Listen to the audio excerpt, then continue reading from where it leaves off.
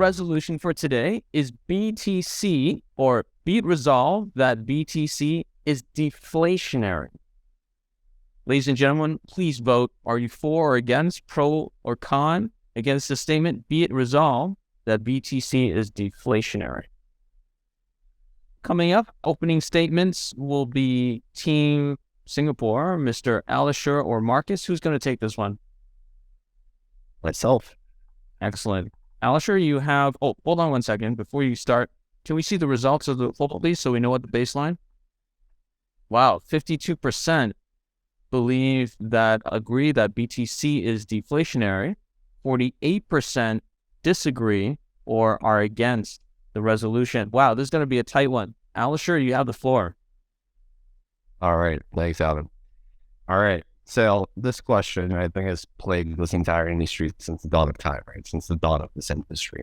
Now, the thing is, we've commonly come to accept that this person, this group of people, in many people's opinion, that created Bitcoin are experts in various subject matters, right? What's quite fascinating is outside of the whole quantum computing and being quantum resistant, I almost never hear people arguing against, say, Bitcoin is technologically sound or not sound because X and X reason, right? There's a scaling issue, but whatever, people have come to agree that can be solved with layer 2 or whatever else. And outside of that, there's a Wechat, right? So nobody considers themselves an expert enough to challenge Bitcoin, right? Yet all of us, for some reason, consider ourselves, I don't know, Harvard economics professors and question its deflationary or inflationary status. Well, I think the consensus among the educated people in a specific field is that it isn't necessarily deflationary, but it is disinflationary. So what that means is basically that the rate of inflation actually decreases over time. So I got something to show you here, and perhaps this will help me sway some of the opinions right here broadcasting. Yep. And we're now looking at the first kind of, Bloomberg really likes to pick these things up, right? And we know how much we can trust them, but the chart kind of speaks for itself, right? So you're looking at 2012, you're looking at the inflation level, and then you're going down. This is back when people used to buy pizzas or wherever else, right? And now you're looking at it closer to 21 and now 22, and obviously this number's been going down. But some things for the slightly, let's say, more in crowd, probably this. This actually shows the whole emission and the circulating supply versus what level of inflation that we're seeing. And as you can see right now, it is more disinflationary over different periods of time, which I think shows us the true nature of this asset better than anything else, because you can very closely monitor production, circulation, supply versus the actual rate of inflation. So I'm going to stop sharing now for the rest of the argument. So what we're looking at, here is a 19.2 currently circulating supply. 21 million is going to get hit in about 100 and some years, I think 120 years. So this alone kind of signifies, okay, yes, it's leaning towards the deflationary side. But what I think is the more interesting nuanced topic that we should look at is the coin losses that Satoshi went as far as to program as the value over time, right? So we know about all these stories of people losing $200 million in hard drive, whatever else. Yeah, sure.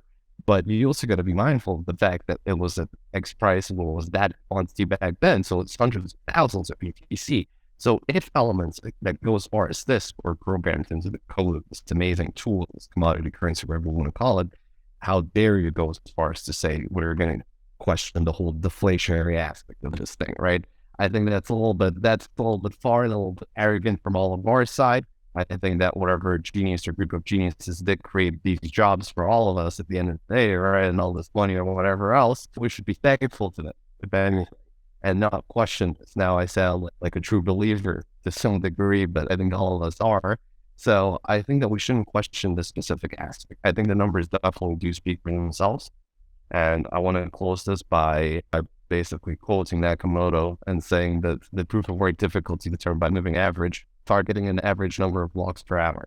So to whoever has the block rewards in their head right now, you see where this is going. Thank you, Alisher. Michael Saylor called and he wants his slides back. Okay, opening statements from the against side. Louis, is this you? Yeah, that's me. Excellent. You have 4 minutes on your mark, sir. All right. Thanks, guys. Yeah, I think Alisher nailed it there in his opening sentence, saying that the coin wasn't deflationary. So it's come back and shut after 5 seconds. So it is going to be a relatively simple discussion. I want to share something talking about, the kind of the supply dynamic of BTC, and Alisher's really helped me out there with talking about that kind of supply of BTC. There we go. I think a lot of people may have seen this on LinkedIn. I shamelessly stole it from someone else last night, so I didn't have to do any research. You can see ETH transitioning from proof of stake to proof of work, and then we can see BTC supply there. So it's definitely inflation. When we look at inflation, we've got to look at inflation on an absolute and a relative basis. And I think I touched on it in my earlier discussion when we were talking about central bank digital currencies, about relative trust. When we talk about inflation, we've got to talk about it on a relative basis as well. And so the first slide shows you that Bitcoin is clearly inflationary, and then the total circulating supply, we know that the rate of supply drops off, so that's slowly decelerating the rate of inflation of Bitcoin, and nobody's taking away from its technical model. But what we have to look at is not just the absolute supply of it, but also on a relative basis. And I think Bitcoin was really born in a perfect storm of declining rates, expanding balance sheets, free and easy liquidity coming out of a financial crisis. And you can see, looking at this chart, just as liquidity was about to turn, looking at the M0 monetary supply, which is the physical paper, coin, currency in circulation, plus bank reserves outstanding, we can see that the dollar asset base was beginning to taper.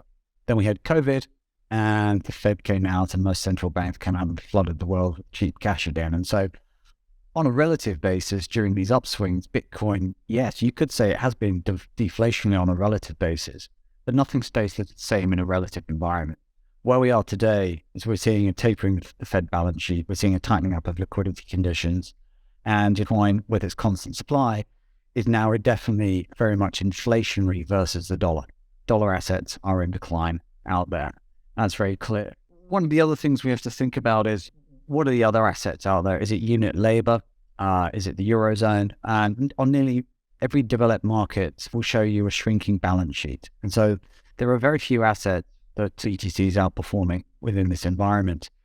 The other thing to remember is the value of the assets that you're foregoing to be in BTC, a zero yielding asset, doesn't give you any payback. And so again, it's eroding your capital value, which is an inflationary characteristic of a money tree unit.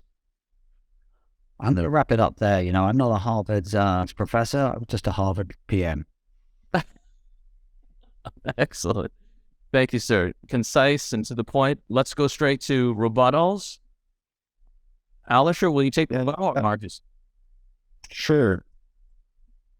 I think both of us, just as last time, my 2 cents to this whole topic is that I've never uttered these words in my life, but I think we can agree on the middle line here, bit of a tie, but something that definitely leans in my direction. So the argument as to why it leans in my direction is because I'm arguing that it's deflationary. It is definitely closer to deflationary than it is inflationary, right, gents? Otherwise, we would not be sitting here. So what I'm arguing here is that gold is technically considered anti-inflationary as well over a 10-year track. For the S&P, even that's anti-inflation over a 30-year track.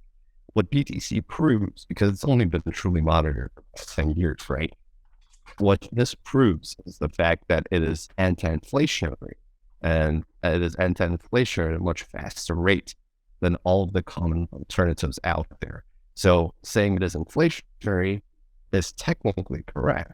Saying that it is closer to being deflationary over the long run is the exact truth of the nature that we see here. So over the 10-year period, it's been way closer to deflationary than it has been to inflationary. Therefore, I'd like to stick to our side. Markus, anything to add? Yeah, I think when you just look at the numbers, right? So currently, when you look at the daily issuance, you multiply this, analyzing this, then you divide it by what's outstanding. So you get like an inflation rate of 1.8%. At the next halving, you will around 0.8%. And then, of course, at the next halving, you're at 0.4%. So it is, of course, minor inflationary. And if you compare it, as Louis showed earlier, the chart against Ethereum, which is, as long as Ethereum doesn't really produce much right now, there's nothing really happening in terms of gas fees or anything. So this whole, that Ethereum becomes like deflationary is actually not happening because there is just not much happening on this side. So that's why I think Ethereum is more inflationary right now versus, I think you just have to look at the value of Bitcoin is still more than twice as of Ethereum, right, despite all these apps. All right. Thank you, guys. Closing statements and rebuttal from the against team. Sorry, Lewis, you're on mute. Sorry about that. Yeah, it's as we've said, numerically it's inflationary, and I think it's important to differentiate between inflationary on a nominal basis and then an inflation hedge, which is a general impact on the rest of the broader economy, the cost of goods and services. The slide that I put about monetary supply shows you that the actual dollars on an inflationary basis are declining. So dollar supply is declining relative to BTC supply. Alisher was right that over a 10-year basis, when we had declining interest rates, widening balance sheets, huge fiscal stimulus, BTC on that relative basis at that time was deflationary. Today, in this discussion, this debate, it's definitely inflationary. This monetary supply is going to tighten up and we're going to see liquidity coming out of the market. I will give him credit though. The deflationary argument hinges really around stupidity. I've been stupid. I've lost so many keys and wallets. And that's the biggest deflationary aspect of BTC, I think. Yes, it's going to have slower rewards and a slower rate of block mining, but really the killer component to BTC being deflationary is stupidity. And so if you're long BTC because you think it's deflationary, you're just going long stupidity based upon scarcity. All right. With that, let's go to the polls. Michael, could you post up the closing and deciding vote, please?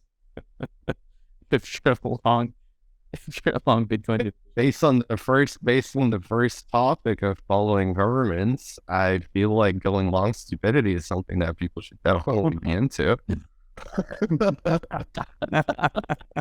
I'm long as well, so for the record, based on Solana being investable, I think we got the full long argument here. Excellent. Thank you, Michael. Let's close it up and see the results. Oh, the pro sides have it. Good job, Alisher. Markus, you won. You're on the board now. Team Singapore has their first point. It's now 2-1 for Hong Kong. All right. Excellent.